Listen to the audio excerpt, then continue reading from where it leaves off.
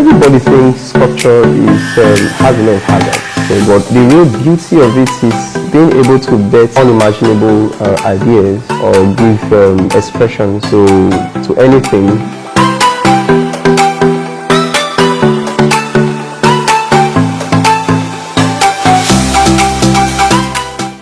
Hello, my name is Abino Aporodi Collins.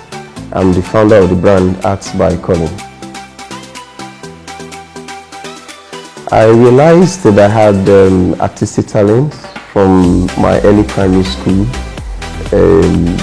noticing that I could draw and paint and build things, fabricate things, whatever that catches my attention, I was ready to interpret or create in any form.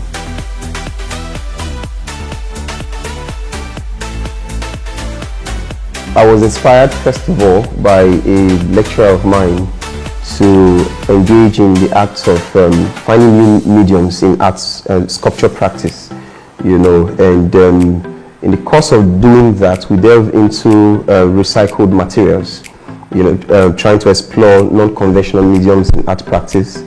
And for me, I had to find ways to approach recycling from a way different perspective from what is best known. What I saw was how about we think about it that instead of letting them go to waste first, why not give them new purpose? Why not give them new meanings, new functions? Because when we first discard of these materials, they become hazardous to the environment. And the easiest and fastest ways and cheapest, I would say, to deal with these is to create multiple functions or multiple purposes for every material that we use. My ideas are telling stories about myself, telling stories about my experiences, and this is what actually bettered my first solo show that was termed Raptured, which for me is the experience of transforming from what you thought you were into what you're supposed to be. I'm one who is fascinated by the complex nature of the universe. I want to understand what's happening out in outer space. How does every element in space connect to us as people, and how we connect to them. Because I believe that we are all a part of a complex entity. Your ability to find where you fit in, just make life more meaningful. Sculptures is one thing that I've chosen to major in, and my processes are complex. First, the thinking process comes, and it's spurred by first taking note of things, how I'm feeling as per moment. In this whole season, how am I feeling, and how do I put words into them? So most of the time, I will take notes of my thoughts, almost literally every day, do voice notes as well.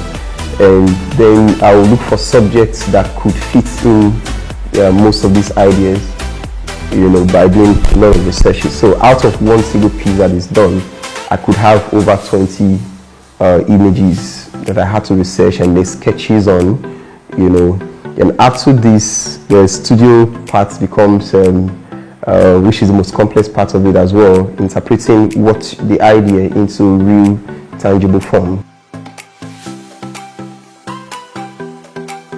There are a lot of materials that I work with, but it's just that people have known me a lot for the cutleries.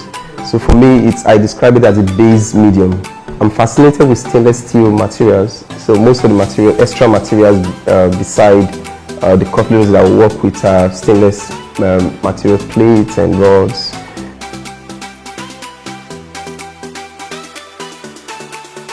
Having worked with cutleries for about 10 years already, I kind of rate people based on the quality of cutlery they have in their homes.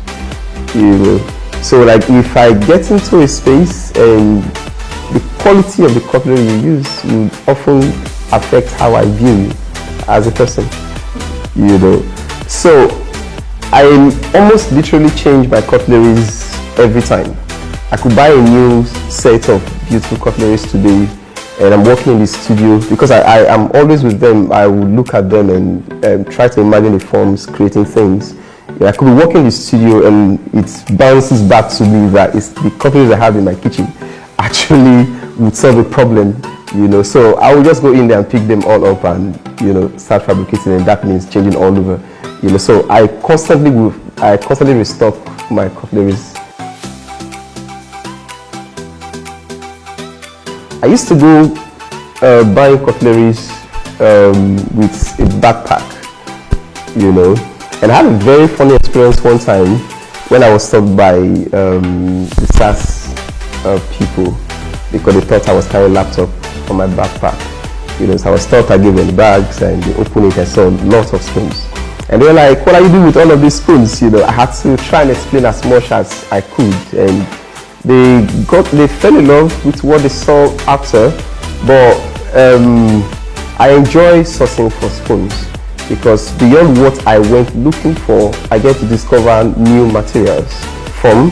I've ended up being a friend of almost everybody in that area, and even to the major producer of one of the brands that I use. We've gotten so connected, it's like a big family for me now.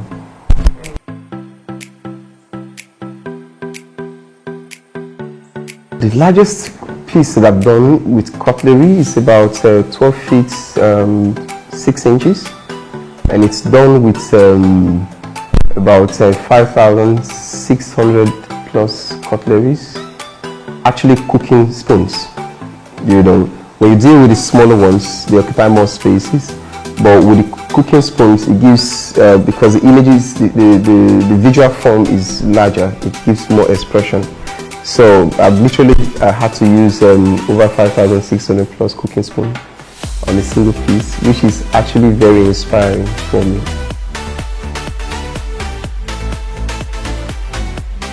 I think the hardest for me are creating birds. Creating birds are complex. We do things differently before we embark on trying to interpret them. As simple as it is, because how I approach creating birds is I want to create the illusion of flight. And the unpredictable nature of the wings or feathers in mid-air. It can't be perfectly symmetric. It has to have this capacity to give you the illusion that it is in flight. So creating bird is complex for me. Every other form is just in between.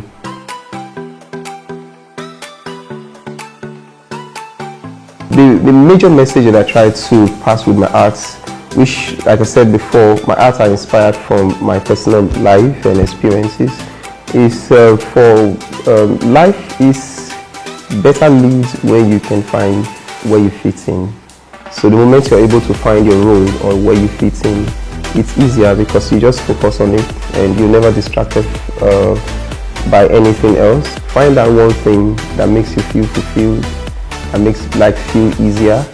For me, working with cutleries or working with metals, one would think it is hard or complex, but because I'm more overwhelmed by the result of what I'm trying to achieve, nothing is actually hard. So how I view it is, once you find that one thing that makes life beautiful for you, nothing stops you.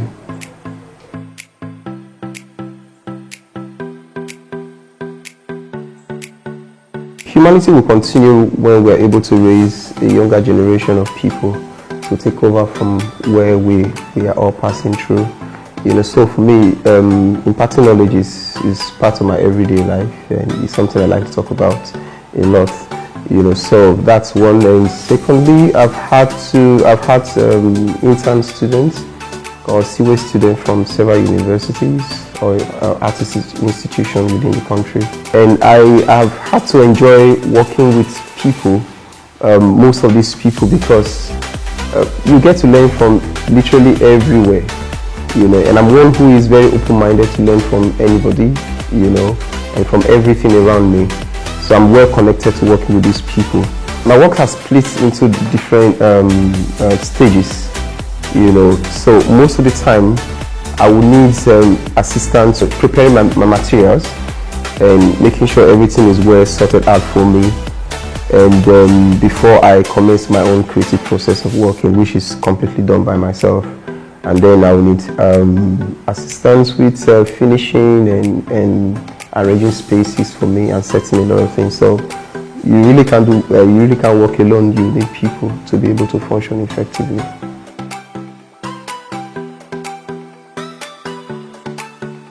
When it comes to appreciating arts, and I think we are still yet to be really there, because first of all, the fact is art is expensive to even first study, and not to talk about practice. Every part of my work is expensive, it's cost demanding, So, but what you often get when it comes to appreciation, of value, it's really on the low, We're getting better every day, but we're yet to actually hit that point where we get true value for what creatives do. As regards to value, when it comes to Nigerian markets, we're yet to actually get there, because first, there are no structures to help the artists grow.